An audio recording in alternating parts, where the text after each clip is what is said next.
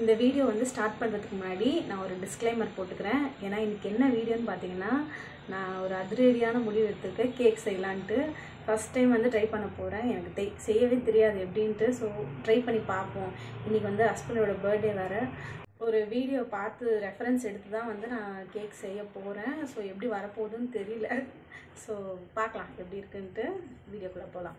First வந்து 1 cup வந்து மைதா, ஒரு 1/2 கப் வந்து சுகர் வந்து நல்லா பொடி பண்ணி வச்சுக்கிட்டேன்.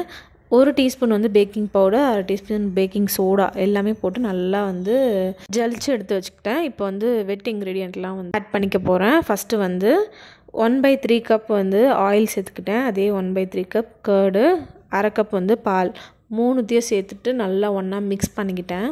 மிக்ஸ் பண்ணிவிட்டு அந்த ஜலிச்சு வச்ச மைதா பவுடர் சுகர்லாம் இருக்குது பார்த்திங்களா, அந்த மிக்சர் கூட போட்டுட்டு கட்டியே இல்லாமல் நல்லா மிக்ஸ் பண்ணணும். எக்ஸ்ட்ரா தேவைன்னா வேணால் பால் வந்து சேர்த்துக்கலாம். எனக்கு கரெக்டாகவே இருந்தது. நான் எக்ஸ்ட்ரா கூட பால் எதுவுமே சேர்க்கல.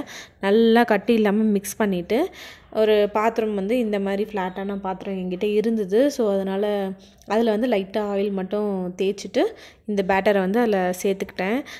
ஓவன்லலாம் இன்றைக்கி பண்ணலை. நான் சும்மா கடாயில் வந்து சால்ட் போட்டு அதிலே வந்து இந்த பேட்டரை வந்து வச்சு டைமிங் தான் ஒரு 40 மினிட்ஸ் வந்து கரெக்டாக வச்சுருந்தேன்.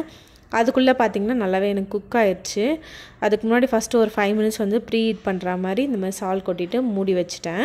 5 மினிட்ஸ்க்கு அப்புறம் வந்து இந்த பேட்டர் மிக்ஸ் பண்ணி வச்சுருந்ததை எடுத்து நான் வச்சுட்டு க்ளோஸ் பண்ணி விட்டுட்டேன். அதோட 40 மினிட்ஸ் கழித்து தான் வந்து ஓப்பன் பண்ணி பார்த்தேன். இன்னொரு மிஸ்டேக் நான் பண்ணிட்டேன்னா, ஒரு 5 மினிட்ஸ் முன்னாடியே எடுத்துருக்கலாம். ஆனால் நல்லாவே குக்காக இருந்தது. நல்லா ஃபோக்கெலாம் விட்டு பார்த்தேன், நல்லா குக்காக இருந்தது. ஆனால் ஒரு 5 மினிட்ஸ் முன்னாடியே எடுத்திருந்தேன் இந்த ரொம்ப ப்ரௌனானதெல்லாம் இருக்காதுன்னு நினைக்கிறேன். கொஞ்சம் ஓவராக குக்கான மாதிரி. கேக் வந்து வெளியே எடுத்துட்டேன். இந்த கேக் வந்து ப்ளைனாக சாப்பிடும்போது நல்லாவே இருந்தது. ஸோ ஃபஸ்ட்டு மிஷனே வந்து பாஸ் ஆகிடுச்சு. கேக் வந்து நல்லாவே வந்திருந்தது. இப்போ இதுக்கு மேலே வந்து அந்த விப்பிங் க்ரீம் ஐசிங்லாம் பண்ணுவாங்க பார்த்திங்களா, அந்த மாதிரி நம்ம பண்ணியிருந்தோம்னு வச்சுக்கோங்களேன், இன்னுமே சூப்பராக இருந்திருக்கும். கேக் வந்து தனியாக சாப்பிட்டு சூப்பராக இருந்தது. ஆனால் நான் இதில் என்ன ஒரு வேலை பார்த்தேன் பார்த்திங்கன்னா, ரசமலாய் வந்து செஞ்சு வச்சுருந்தேன் வீட்டில் ஸ்வீட்டு. ஸோ வந்து அது வந்து மேலே நம்ம ஊற்றி டெக்கரேட்லாம் பண்ணி கேக் வெட்டும்போது நல்லாயிருக்கும் அப்படின்னு நான் ஒரு மைண்டில் திங்க் பண்ணேன். இந்த கேக்கும் பார்த்திங்கன்னா ரொம்ப சாஃப்டாக சூப்பராக ஃப்ளஃபியாக வந்துருந்தது. நெக்ஸ்ட் இப்போ இதுக்கு மேலே வந்து நான் ரசமலாய் தான் வந்து சேர்க்க போகிறேன். முந்தான நாளே வந்து செஞ்சு வச்சுருந்தேன்.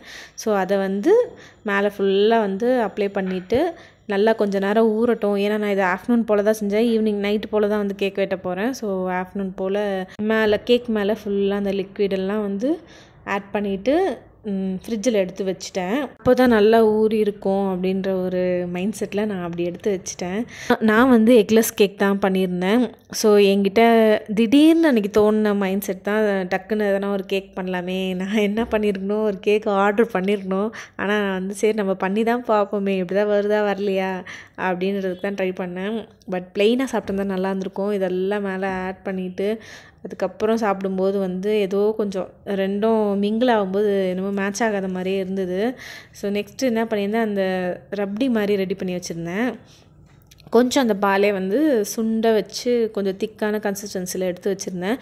அது போட்டால் இன்னும் நல்லாயிருக்கும் அப்படின்ட்டு நல்லா ஊறின பிறகு கேக்கு லாஸ்ட்டாக கேக் வெட்டுறதுக்கு ஒரு 10-15 மினிட்ஸ் முன்னாடி வந்து இந்த ரப்டி மாதிரி எடுத்து ஃபுல்லாக மேலே அப்ளை பண்ணிவிட்டு மறுபடியுமே எடுத்து ஃப்ரிட்ஜில் வச்சுட்டேன். கரெக்டாக கேக் வெட்டும்போது எடுத்துக்கலாம் அப்படின்ட்டு. ஸோ ஃபஸ்ட்டு ட்ரையலே எனக்கு என்னமோ பெட்டராக தான் தோணுச்சு. ஆனால் ப்ளெயினாக கேக் வந்து சாப்பிடும்போது ரொம்பவே சூப்பராக தாங்க இருந்தது. ஆனால் ரெண்டுமே மிங்கிள் ஆகும்போது ஏதோ கொஞ்சம் டிஃப்ரெண்ட்டாக டேஸ்ட் அடி வாங்குச்சு. இருந்தாலும் ஃபஸ்ட் அட்டம்ப்ட்டுக்கு இது எவ்வளோ பெட்டருன்ட்டு நானே என்னை தேற்றிக்கிட்டேன். இதுக்கப்புறம் பேக்கிங் வந்து நிறைய கற்றுக்கணுன்ட்டு ஒரு இது வந்திருக்கு. சரி பார்க்கலாம். நெக்ஸ்ட்டு இதுதான் வந்து என்னோடய சிம்பிளான ஒரு டெக்கரேஷன். ஆல்ரெடி அந்த லைட் இதெல்லாம் வந்து வச்சுருந்தேன்.